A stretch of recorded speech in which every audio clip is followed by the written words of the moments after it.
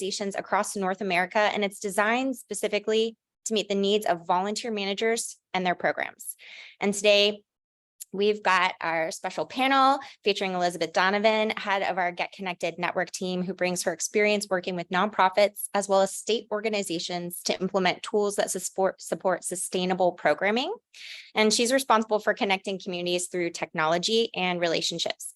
We are incredibly excited to welcome our guest panelist, Michele Francesconi. Michele is the Vice President of Capacity Building, Training, and Strategic Initiatives at Jersey Cares and Volunteer Center of South Jersey. Michele has a background in capacity building, creating repeatable processes, and harnessing the power of technology for good. And she'll share her experience supporting hundreds of nonprofits in creating thriving volunteer programs through strategic planning and implementation. We've also got AK Diefenbach, one of our regional managers from our Get Connected network team, and Maya Price, one of our Get Connected customer success managers, joining us to manage the chat box. And that's where you can ask questions and share ideas. And they'll be dropping some really great resources and links for you in there. So make sure to keep up with that chat box. That is your networking space. And they will make sure to pitch any questions over to us in the panel. Both AK and Maya come from a background of working with nonprofits and volunteer management. And they work with our Get Connected network on practical ways to use technology to build strong relationships with their volunteer base and their community. And we'll all work together to keep this a really healthy and respectful space, knowing that we've got folks who are brand new to volunteer management and those who have been doing this for a while. And so it's great to have all of these different ideas and this full range. And I'm just really, really grateful to have you with us today. I'm going to go ahead and start sharing my screen. Everyone can see. All right. So here we are. Today, we're going to talk about volunteer opportunity descriptions as a framework for recruitment and volunteer experience. What we'll cover today: communicating volunteer experience as a foundation for recruitment, the benefits and challenges of creating a repeatable framework for volunteer opportunities at your program, plus tips and resources for writing winning volunteer opportunity descriptions. Stay to the end for practical tips on volunteer experience and recruitment, how to create consistency in your opportunity descriptions, seeing your descriptions and experience through the eyes of your volunteers, and tools and processes that help recruit for your volunteer roles. So Elizabeth, I'll go ahead and pitch it over to you. This definition, we always like to start off kind of on the same page. Just let's talk about what is an effective volunteer opportunity description and kind of start our conversation with Michele from there.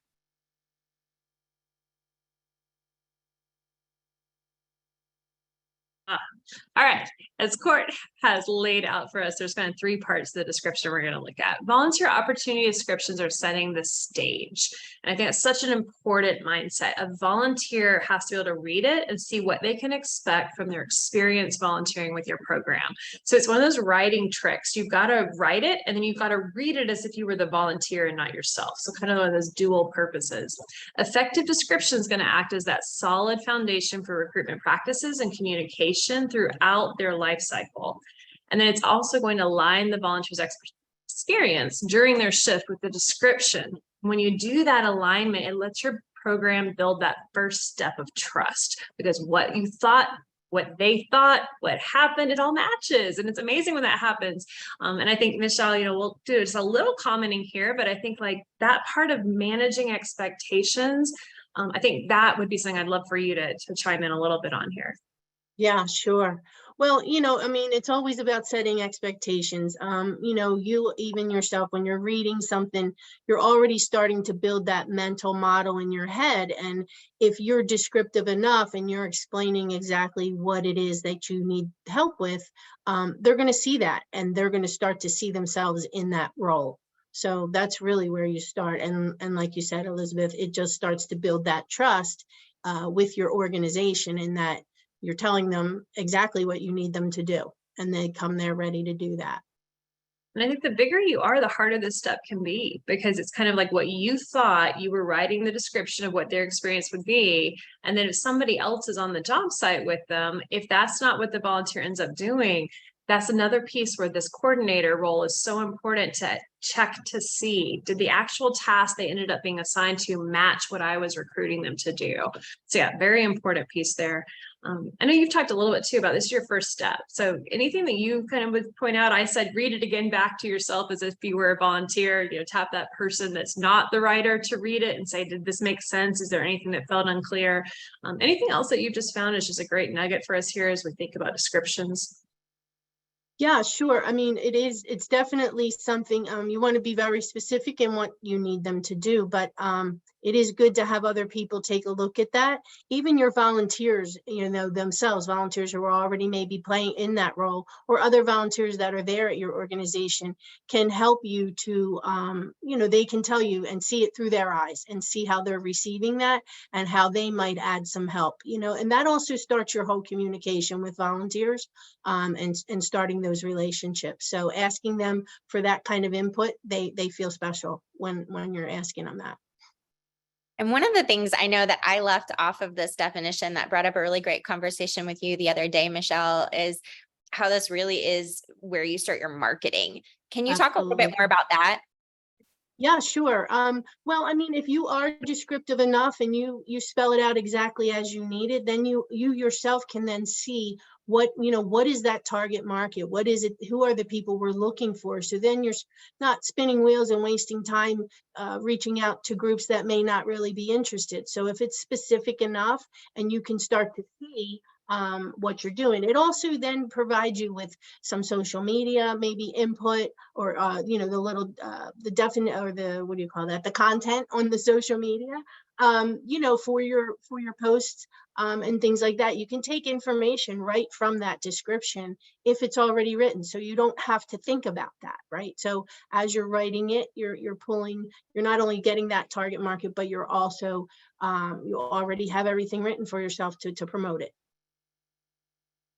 Yeah, that's amazing. It's really nice when you kind of get that foundational work done at the beginning, and then you don't have to reinvent the wheel every single time. You can just really repurpose that content, repurpose that writing, especially when you've figured out and you've heard back from your volunteers that this was clear, this made sense, this recruited well.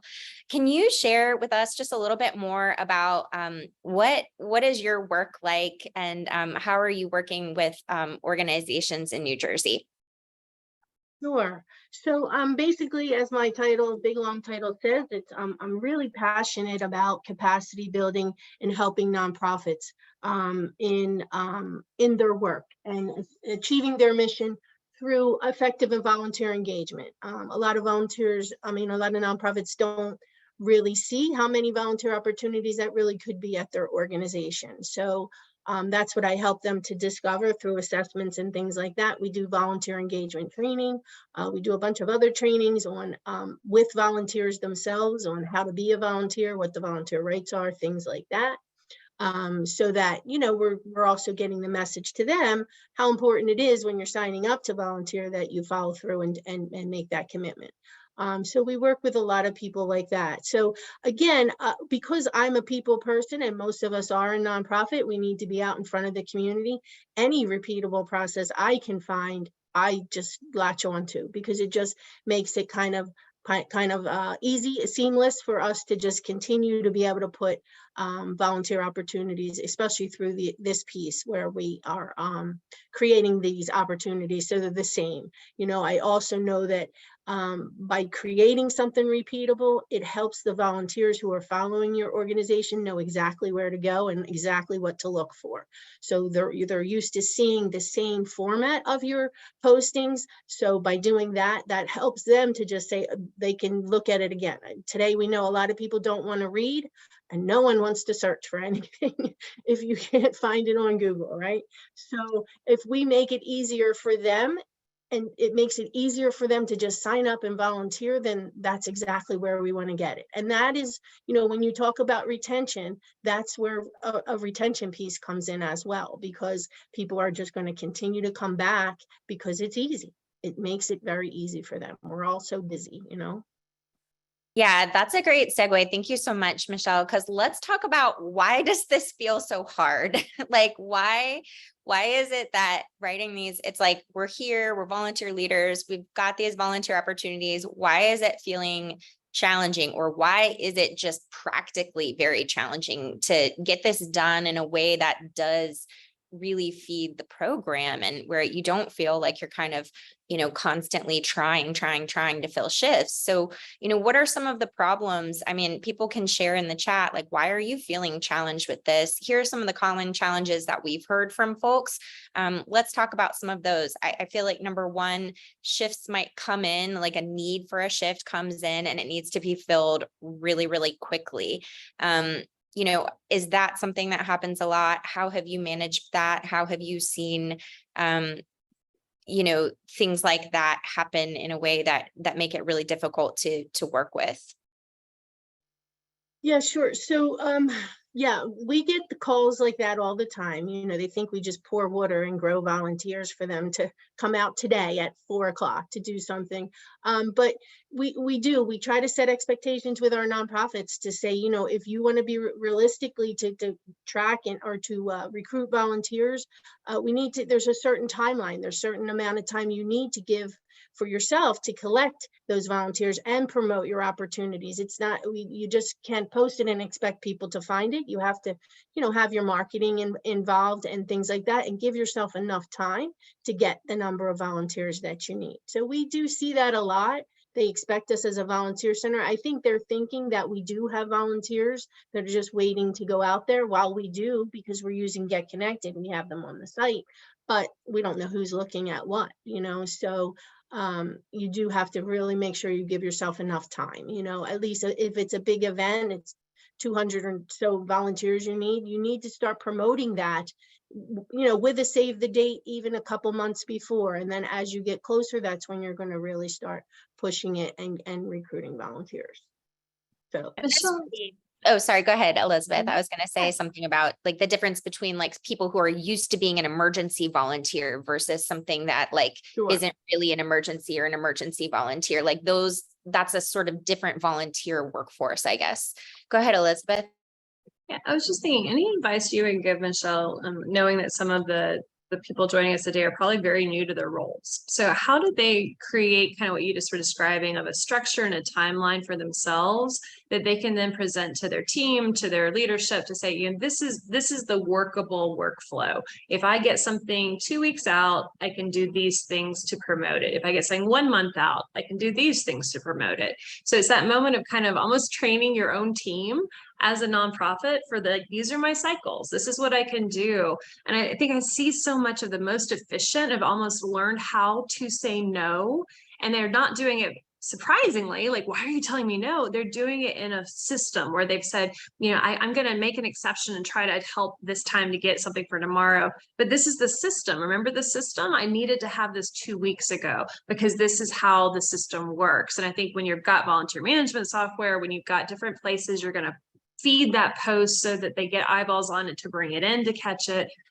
How have you advised people in setting up their role and the expectations around their role so they can protect themselves, but also accomplish more because they've got a rhythm?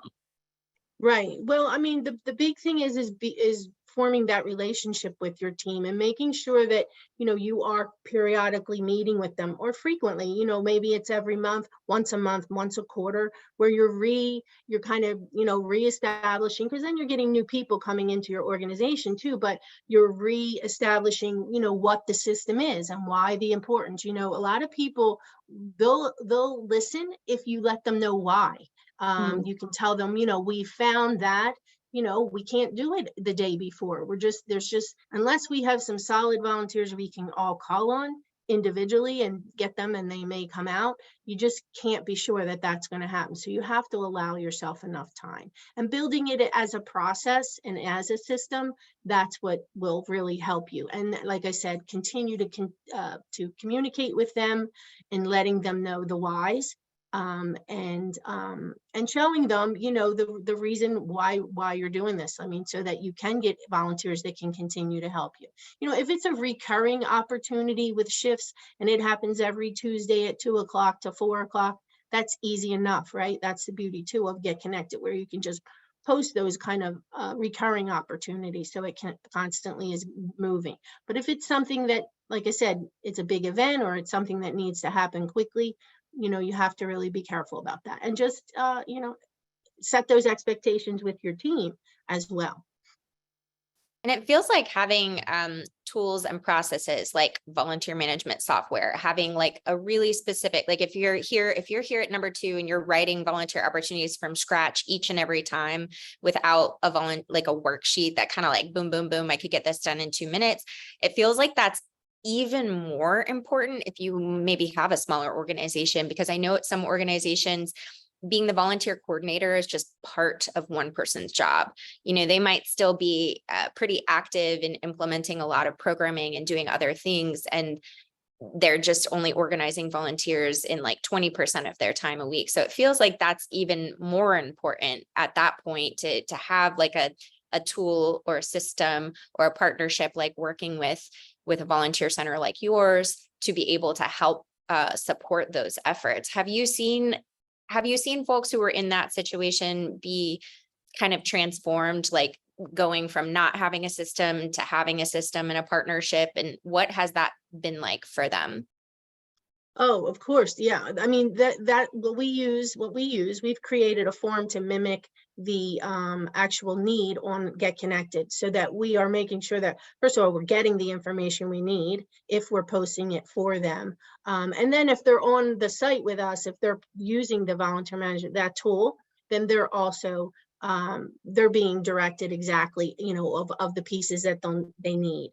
I also say that before you even start your description, you have an assessment of what is it that you need a volunteer to do, and be sure of all of those pieces, and not to, group it all together. It's one, make smaller chunks, because volunteers will come back and they want to know what they're coming in to do and being done with it. Not once you get there, then kind of changing it up on them or something like that. That doesn't make them very happy. So using that, like I said, we use that form, and that's our guidelines. And then as far as, we go from the assessment to actually build the actual description as to what is it we want them to do, and what are some, and we also like to highlight the benefits. Like, what is the benefit of doing this with us?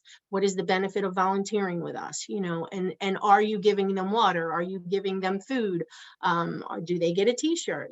Those kind of things too. You want to make sure that you're highlighting that in your descriptions, because it's attractive, to someone.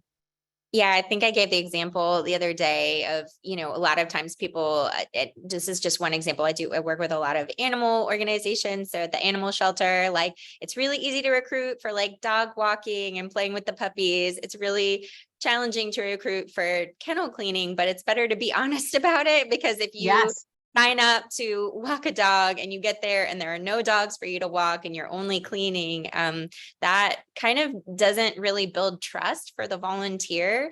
It's some people are super flexible and they're cool with whatever, but for some people that could be, a reason that they don't come back, because they signed up for something that was called one thing and they showed up and it was a totally different thing. Exactly. So, Elizabeth, is there anything on this page that you wanted to go to? I think that there was one other thing that I really wanted to ask about, but I'll let you go first. Yeah, no, I was just going to pull over a little bit that I'm seeing in the chat. Some of the things that are challenging are the capacity. They don't have time themselves. And I know one of the things, Michele, we talked about was just how there are certain parts of your role that you were able to break out to say, I don't have the capacity to do all of this, or it doesn't bring me joy, or it's a task that, I could pull out because it's not a Michele level task, but it's a task that has to get done. So I thought, just when you talk about assessing what's really needed that you might start recruiting a volunteer for, not just for your nonprofit and those needs, but how would you suggest they go about assessing what in their own role might be something that a volunteer could pick up, and maybe share that example you gave of the holiday drives? Yes, actually, it was our drivers, the drivers that we needed. Yeah, so I mean, that's why we talk about an assessment, and it also helps you to build some staff buy-in, because once you start doing this for yourself, you can do this with the staff and say, you know, here's a little exercise to do. You know, you're listing all the things you need to get done, and then there's things that you're just not getting to. There's things that you're putting on the back burner. You're just, you know, it keeps putting the snooze button on that. And what happens is, by doing that, the things are not getting done. But if you take a chunk of that, like one little piece that you don't like to do, I can guarantee 100% there is a volunteer out there that would love to do that job. So my little story that, you know, was very eye-opening to us as I was doing training. When we were with the volunteer center, I was by myself pretty much a lot. It was a small organization, and, you know, we did a lot of collection drives, and I was the one also delivering the donations. And I found myself not being happy about it, which I should have been. I didn't like the job because now I'm spending a day driving all over the state, dropping off these donations. And then it hit me. I said, maybe if I put this, create an opportunity for a delivery driver, and just that. So we have a group of delivery drivers. We posted the opportunity. Within 10 minutes, we had over 10 people that signed up.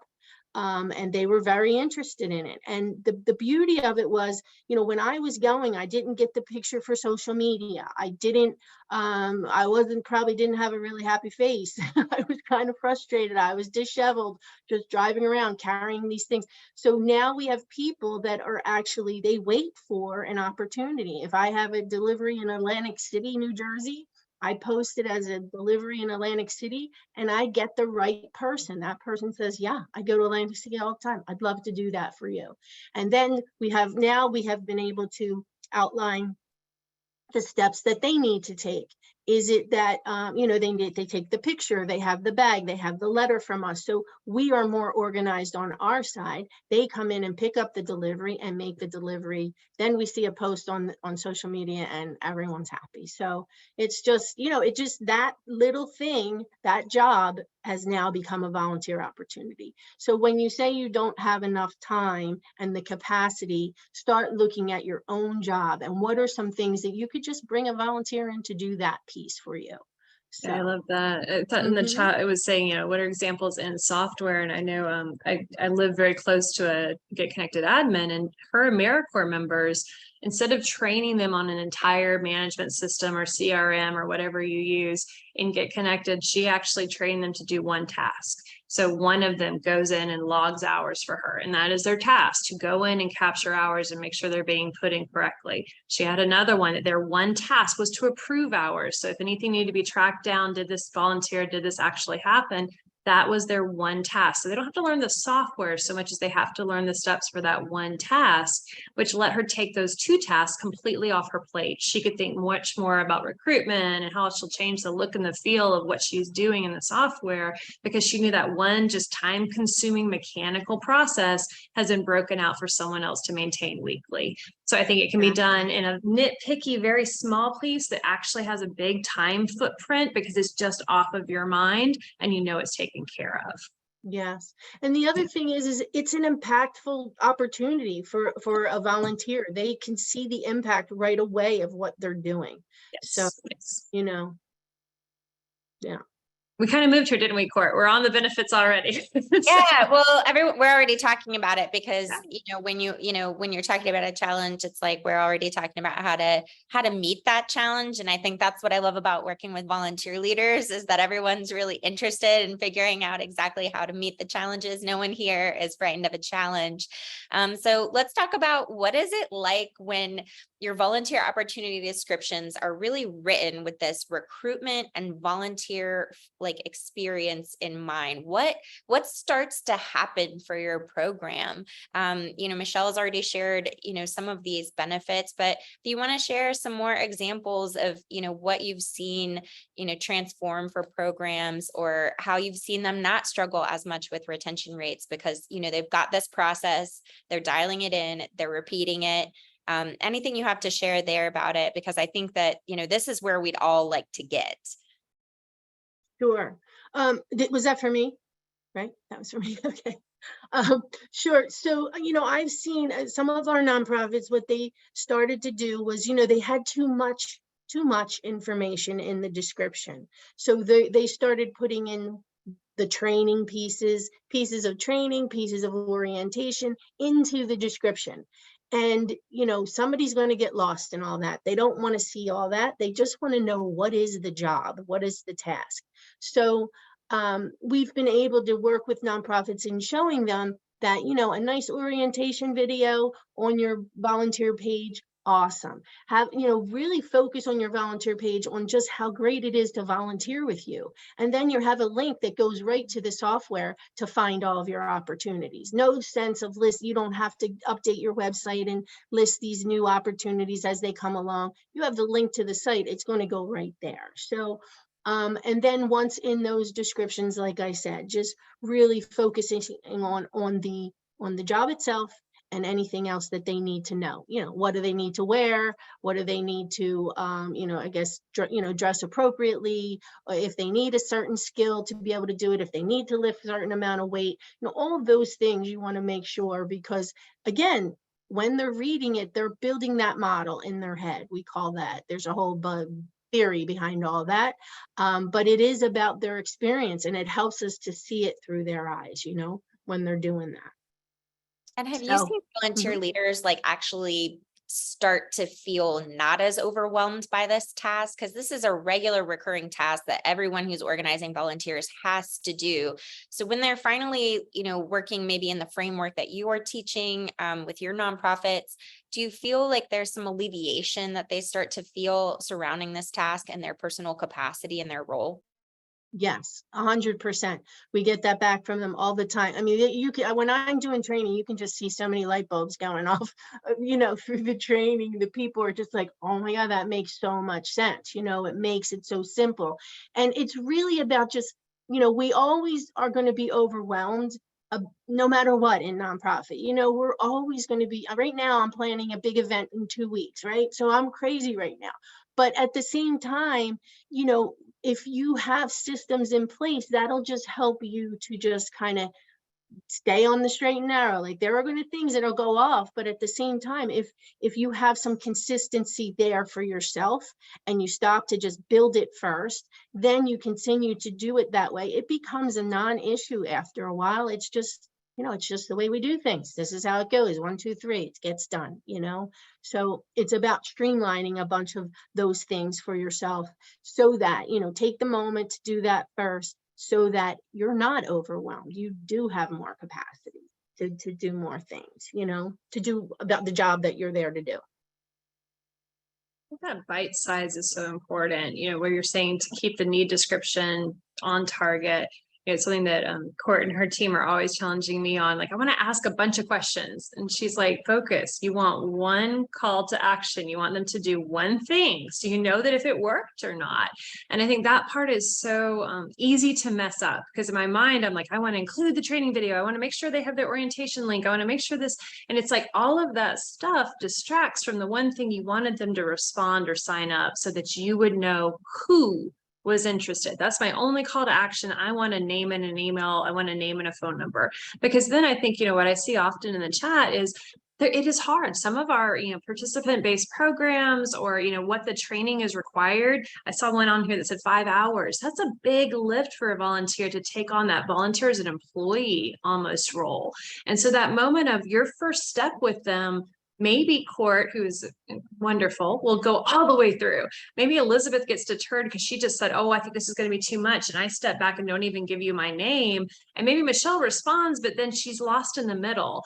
Of those 3, you want to be able to get back to Michele and encourage her to get over that hurdle that made her balk. You don't know who Elizabeth is because you turned me off so much in that description, where I got overwhelmed before I even shared who I was interested. I think that's where it's like, that's what we're trying to get to. Even though you require a lot, start the relationship in a simple point of action, so that you can help that person that gets nervous, or you can follow up with that person that gets distracted, because we are all different personalities, all different headspaces, and that one size fits all overwhelms a lot of people, and you got to really build a relationship of trust, of a first experience, of something where they can come in and just learn about your program, just a meet and greet that has something where they feel like they're going to come inside your door and get oriented. Maybe that's the task, because you're changing their journey with you. They're not coming in fully qualified. They're coming in ready to learn. And then you can decide if this is a volunteer that's going to fit your program, to take that time element of qualification. Sure. I just want to add that with that, if you have a 5-hour training or you have some really involved pieces, you just want to mention that in the description. You don't have to give them the training, the 5-hour training there, but just to let them know, again, setting expectations. I mean, I worked with 8 volunteer managers at the Children's Hospital of Philadelphia, and that was one of their biggest cries was, you know, it's so involved for someone to even volunteer with us, but you had to have people with vaccinations. You had to have, they're working with children. It's a vulnerable population, etc. But if you just set the, first of all, that helps you to weed out the people that probably shouldn't be answering your call to action, but it also helps to, you know, set those expectations for people right from the get-go. And then, you know, the other piece of that is when people are, you know, when there's a big involvement with that, explain why, you know, give them the answers. Don't just say you have to get vaccination.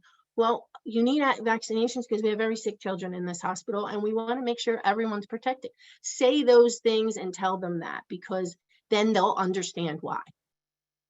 Yeah, I really appreciate your saying that, Michelle, because we do in our Get Connected network, we have a lot of hospice volunteer programs that are facing the same sorts of you know, challenges with recruitment because the requirements are greater, the volunteer training is greater, and the commitment is greater.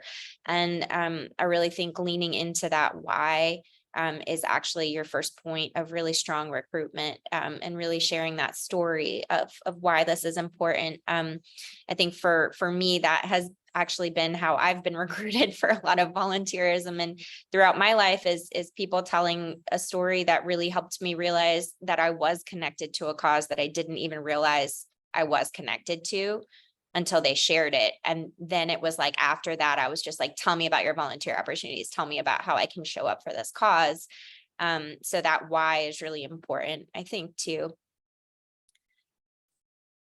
And I think also one of the things that we've touched on a little bit so far is just about how this first step of a really great volunteer opportunity description, it's just that first step in building trust between potential volunteers or your volunteer base that maybe has volunteered for other opportunities, but they're looking at other ways to help in your organization. Maybe they want to up their commitment to you and they've already done some things and now they're thinking about more of a volunteer leadership role. You know, they want to start taking on more responsibility. So I think that really setting those expectations through using a repeatable framework, as Michelle knows, that, you know, you're always going to be stressed. Like, let's kind of just acknowledge that stress is going to exist, but leaning into a system, leaning into something repeatable and letting that be your friend throughout your work day, that can really help a lot. Exactly. So let's talk about some of these, you know, specifics of really getting down to the writing portion. I love one of the things that Michelle repeats a lot is what's the impact, getting really clear on what's the impact. Here's an interesting question. What if you feel like your volunteer opportunity doesn't have a tangible impact? How could you describe it then? What would be an intangible impact that an opportunity would have? Well, I mean, I think every volunteer opportunity has a tangible impact. You know, we talk about, we've had people that say, well, I'm just going there to stuff envelopes, you know, there is a reason why they're doing that, right? By them spending an hour doing stuffing envelopes, your person that would have had to stop their work and being out in the community would have had to stuff those envelopes. So letting them know, I think every piece of it is tangible. I really do. I think, you know, you have to yourself think about, like, tell them exactly why. You know, now that you've done that for an hour, I was able to be out and help a whole new group of children that were, you know, that needed some mentoring and training, or I was able to recruit some more mentors. You know, let them know what you're doing. Again, we always talk about that line of communication with those volunteers through their life cycle with you, it just helps to build relationships. They, they're the people that sometimes turn into employees. Like, it's a whole bunch there's so many things that really come out of that. And then when you ask them for their input, who better than to know? We can't assume what volunteers want or need. We have to talk to them. We have to ask them what it is, So, I mean, I always talk about, like, when you say that with the tangible and that, I think every opportunity at a nonprofit there's impact, and you should be able to spell it out for them and let them know. Yeah, it's a little bit like just kind of selling it to them so that they fully understand the full picture is Mhm. really what it's about. Because I know where I volunteered, spend the majority of my time working, sometimes we have large animals and we're scooping poop. And that's like, it's not the most romantic of moments, but it's really important to the health and well-being of the animals, really important to the health and well-being of the people participating in the program. And so even though it doesn't seem that romantic, it's like we move this stuff from here to here. It's actually really, really important to the daily health and well-being, and also providing just a nice environment, a nice experience for everyone. So yeah, Yeah, I'm I mean, curious too. Go ahead. no, you even using that as an example, that particular volunteer job, like you said, if you're spelling it out what it is, you're going to get the right person who's going to understand that, who's going to appreciate that, this is for the health and well-being of animals. I love animals. I want that, I get it. It has to be done. And then that volunteer will do it well, right? They'll be engaged enough, not, where then you have to go send another volunteer in to clean up after that first volunteer, right? So it's just, you're getting the right people. The more specific and more that you spell out what things are and set those expectations, you'll get the right person in there to do the job. Tell us a little bit more how you use titles, because I feel like in looking at your volunteer site, you've got really great titles on your volunteer opportunities. Tell me how Yeah. you coach people to write those for their nonprofits. Yeah. So first of all, we always say you really don't want to use the word volunteer in the title, because we already know that this is the pay grade is volunteering. There, we don't have to tell them that it's a volunteer job. It's already that's already known, and plus it saves some room so that you can get a little creative in some of the titles that you're doing. Whether it's you want to point out, like I said, our delivery driver in Atlantic City, our delivery driver in another town in New Jersey, spelling that out at the top. And then we also try to get creative in what the job itself is, whether it's, book buddies these are people that are reading books to children. And I can tell you that I want to give that credit to Jersey Cares, because that's what they're really good at that. When I joined them, I just loved how they helped me to understand and see that it's more attractive to see a better looking even title, so that it's going to just pull somebody over to see that. So like I said, we don't usually like to put the word volunteer in there. So get creative as to what it is, and it just attracts attention when people see it. That part was the most surprising to me. I don't know about you, Elizabeth, but when Michelle shared that the other day, I thought, oh, like that's really creative. I never thought, because it takes up a lot of space. The word volunteer is long, and it takes up a lot of space, like where you could be catching someone's attention with something that, it's like, if all your volunteer opportunities are under one umbrella, then here you can, write the titles in a way that is really going to attract the right person. So they're already here. They've already landed on your page to volunteer. Now they've got to find what's right for them. I'll go ahead and AK just dropped a link in if everyone wants to put an eye on it. It's just for a blog article that we did with creative names. And I think, bearing in mind, maybe we just learned something new. So if it said volunteer in the title, don't do that. But just some really good creative ideas. I always say steal from the best. So some really cool titles there. The other thing is, I think I was just going to add, we were going over this in a Get Connected client-based lunch and learn earlier. And we were talking about, when you get them all the way to that decision point, make sure that there's not like a barrier you're not thinking about. So there was an example of a Kansas City Pet Resource Center, and they had a great description of everything, title, great picture. I could see exactly what I'm going to do. This is what I was needed for. And before they let me get away, because it was a weekday opportunity, they made sure there was one last link that said, can't do weekdays, click here to see the weekend shifts. So it was like, once you caught that volunteer, don't let geography or a timing be that last thing that messes you up, because you got them all the way through, and I work during the week. So even though I'd look at it and be like, oh, well, this looks really nice, I'll never be able to do it. They made sure that since I couldn't respond, they put one call to action that said, can't do this time, click here.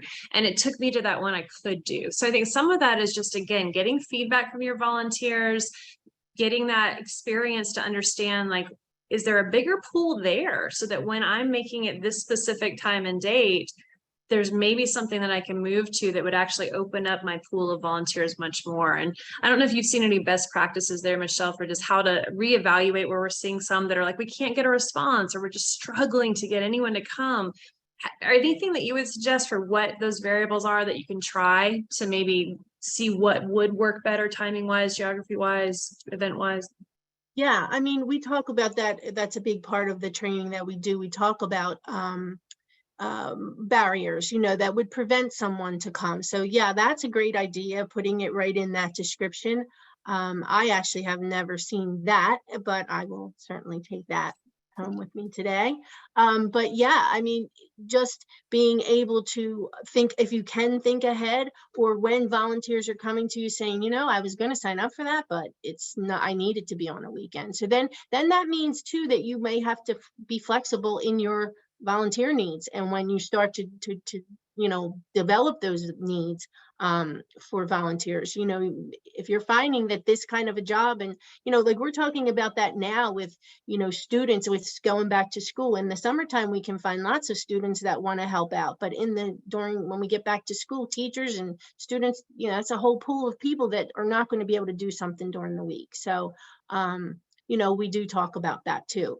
So, I mean, I guess to answer the question, I would agree with you, just being able to think about some of the things, and asking volunteers, doing surveys after volunteers are done a job.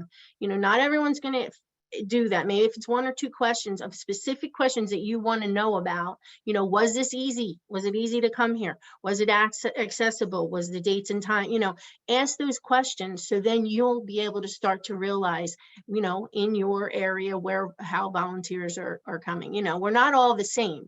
That's the other thing. Geographically, sometimes, even where we have Jersey Cares in the Volunteer Center. People are different in North Jersey than they are in South Jersey, and the way they respond and what they're looking for, all of that. So you have to know your audience.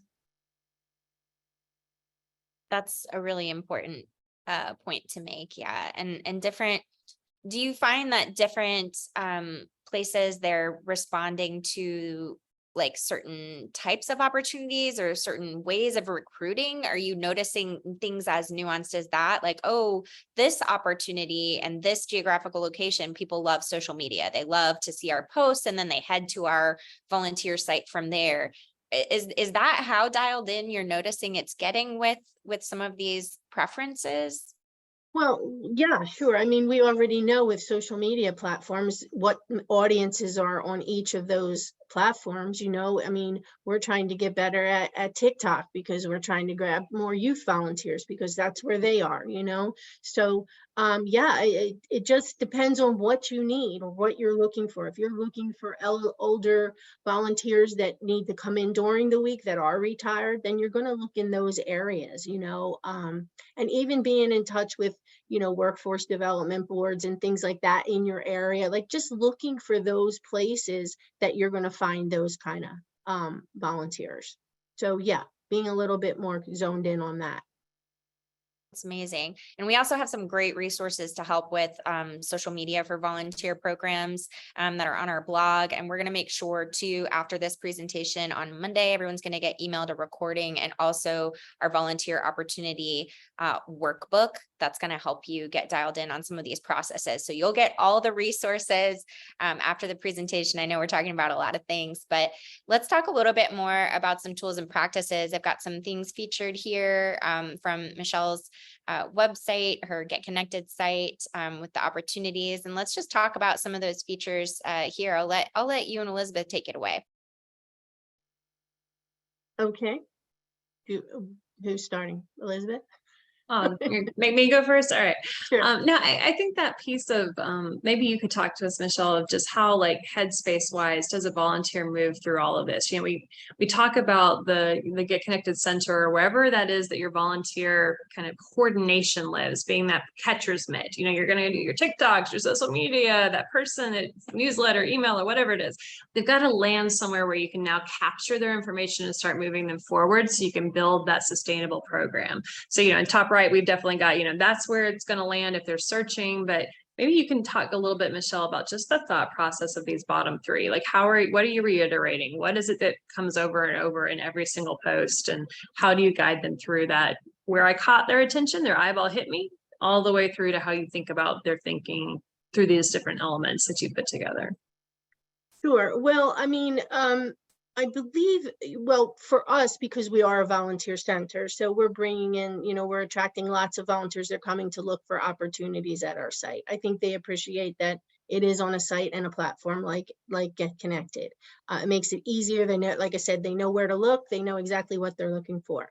When we start to build this, I think that I'm just looking at everything here that you have. Some of these are from our site. So yeah, we start by, you know, again, building the need, creating that need.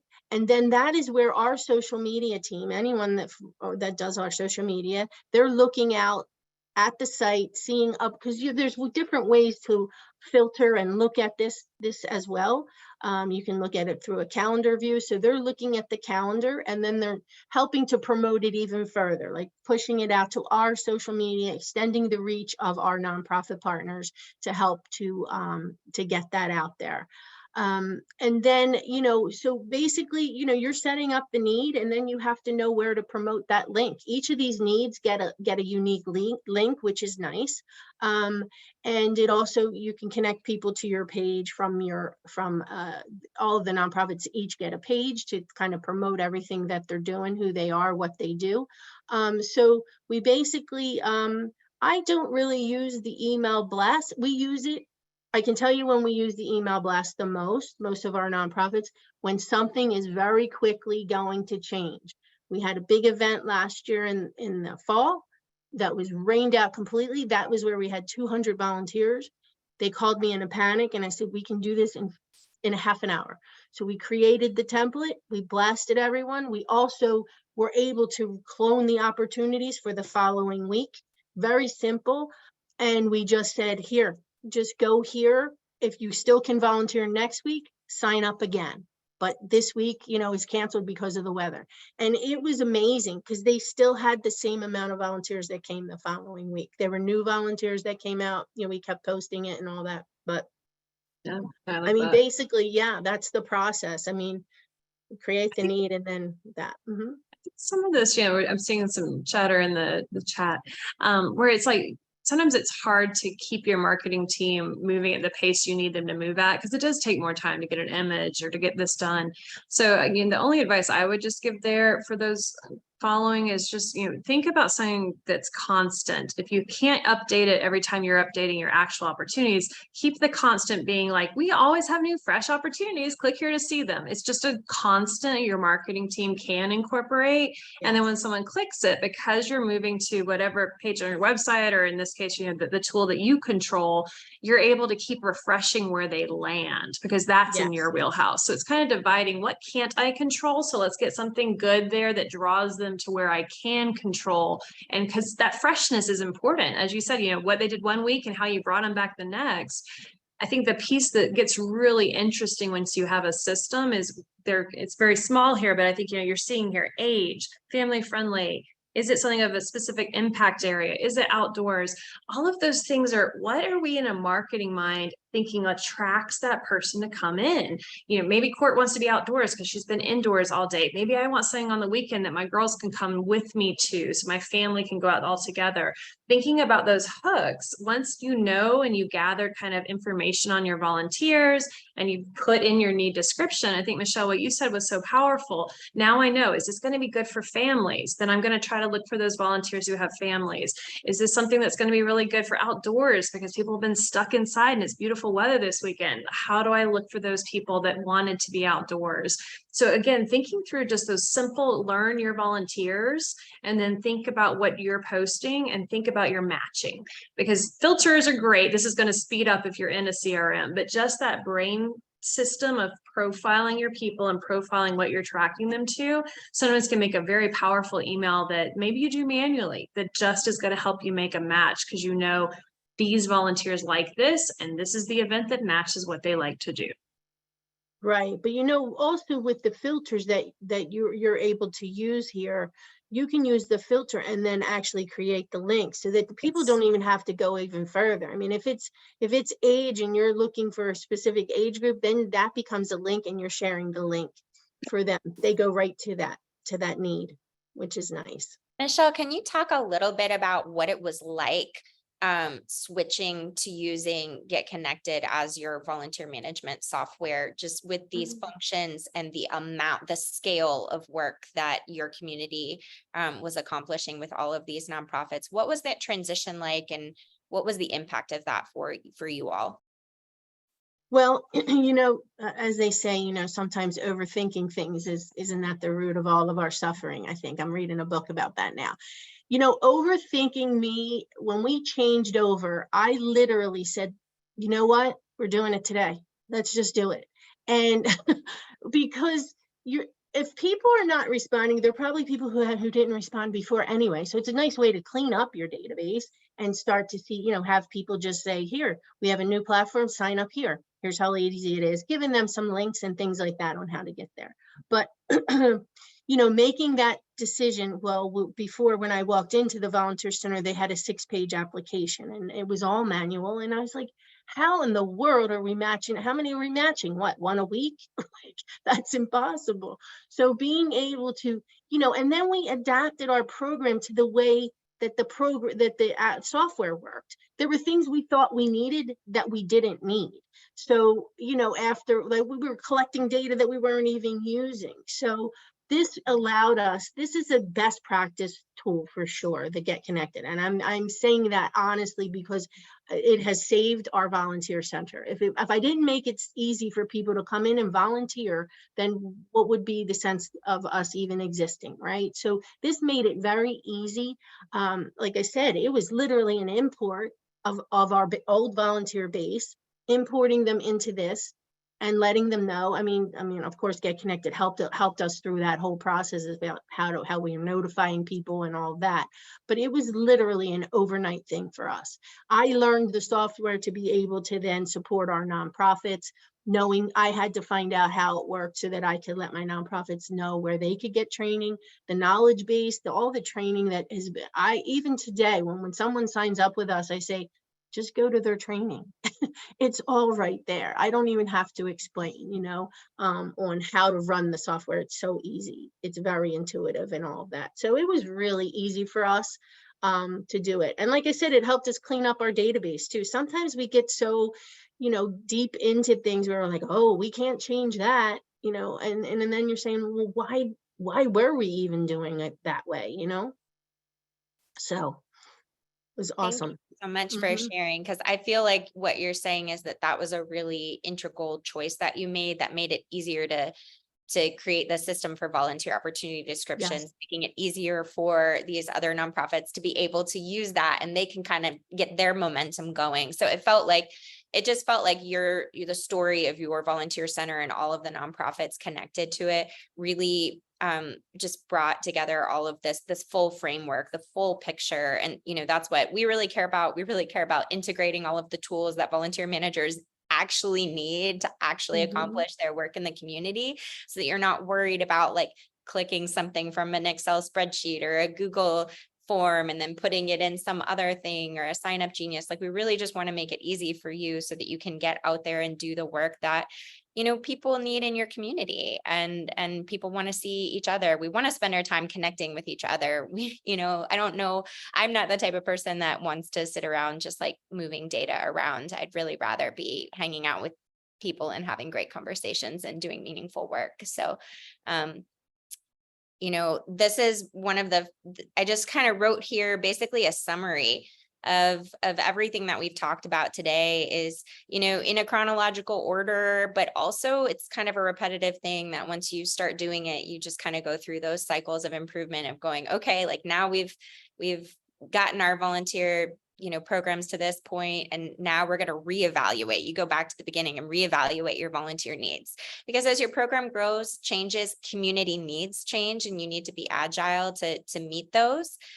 Your volunteer needs are going to change. And so then you're going to need to sort of rewrite those descriptions. But if you've got the framework there, it's just some editing versus from scratch. So this will be included in the workbook that everyone gets at the on Monday. And the workbook's also going to just give you a few more things to help you assess your volunteer needs and volunteer experience, create repeatable volunteer opportunity descriptions through your own worksheet that we've given you sort of a blank structure to work from. And also, you know, figure out what tools and processes are going to make these opportunities recruitable for you at your organization. That's really important because it is a little bit different. I think the structure is the same, but, you know, again, some of these opportunities that have longer training, they're going to have a bit of a different process. So we've got a few minutes, 4 minutes left, and just want to make sure, Maya, AK, are there any questions that you want to pitch over to us in the last couple minutes here before we sign off for the afternoon? I saw one while they're unmuting. I'll watch for them to unmute, but one was a question about just a need-based versus an asset-based approach. So I think, yeah, that's just an interesting one, Michelle, to speak to, where what are you good at? Like, what is coming from internal that you have the asset that you can really kind of think about your program in terms of doing more of what you're really good at versus the deficiencies approach, where what are we missing? Anything there that you have to share might be a place to start. And then Maya, AK, feel free if you saw one too that I didn't catch along the way. So I'm sorry, repeat that. What it was the question of need-based versus asset-based. So you're thinking about like when you're focusing on need-based and what we need to bring from external to come in versus we have these assets, we're good at these things. So if we think about what we want to build our program around, you know, when you help a nonprofit kind of assess where they're at and where they want to be, you know, how do you help them identify what are they really good at, and what are good questions to understand, you know, what are those things they should build more and more capacity around versus things that are not their wheelhouse, and that they shouldn't be worried that they've never had a volunteer doing X. Right. So I mean, we have another little process we go through. You know, there's things where people say, oh no, nobody can do my job, you know, especially when you're talking about staff, you have to get buy-in from them, but realizing, you know, helping them to understand it's not about taking over a job. A volunteer is not there to take over a job. They're there to, like we've been saying, take one piece of that. And, you know, really just kind of honing in on that. So that, you know, that becomes the needs as far as capacity building. I mean, we have, you know, you have events, volunteers and other things, episodic volunteers you need for other things, but to get people coming in through there, you know, don't be afraid. Like, think about what is it? Like I said, the driving piece for me was just, it was just one piece. It's just, think about we always start, there's a list, there's a whole process we go through, take that list all the things, what's not happening. And even if it's a big job, break the job down into pieces. And at least something is still getting done and helping you, by the way. They're supporting you because it does fall under you still, but it's getting done, you know, by someone else. So, yeah. And again, if they're focused, that's all they're focused on, 100% on that one thing, they're going to do it good. And they'll probably do it better than you could. Really. Yeah. You have to be okay with that because but that's okay. It's getting done, right? So, that's a strong impact. If you can show a headcount ad that you brought into an organization by a volunteer, like that is a bottom line, huge return on investment right then and right there. So Court, I'll let you wrap us up as we're right here. Well, I want to say, thanks, Michelle, for that last that last response, I think that's important to remember that volunteer leaders, you're important and you're worthy of getting support too in your role. So that's a huge, that's a really good note to end on, I think, today. And I want to thank everyone for coming to our Get Connected webinar today. I want to thank our panel. Big thank you to Michele Francesconi from Jersey Cares and Volunteer Center of South Jersey. That's right, 2 volunteer centers and hundreds of nonprofits creating all of this amazing capacity building and using technology for good with repeatable frameworks. Really amazing to hear about the work that you all are doing in your community. And again, we're Get Connected by Galaxy Digital, and we create volunteer management software, and we've got 50,000 nonprofits and over 2 million volunteers using Get Connected every day to sign up for volunteer opportunities. And we've got volunteer management solutions for every single organization, any program size and budget. So please reach out to us to learn more about that. You can get a hold of us at info@Galaxy Digital. You can join us at our blog. Anytime. We've got tons of volunteer management resources in there. We are going to be emailing you the recording and all of the bonus resources. And again, if you're ready to learn more about volunteer management software, you can head to our website and book a demo. And one of our product specialists, who's just like us, will say hello to you and chat with you about all of that. You can also join us for August webinar, where we're going to talk about volunteer coordination beyond filling shifts and into building relationships with Lindsay Donovan of Volunteers of America, West Washington. So really, really grateful for everyone's presence today. And thank you again to Michele, and thank you for taking time out of your very busy day and week to join us. And we'll see you soon. Thank you so much. Okay, bye. Thanks for having me. Absolutely. My pleasure. Have a great day. You too.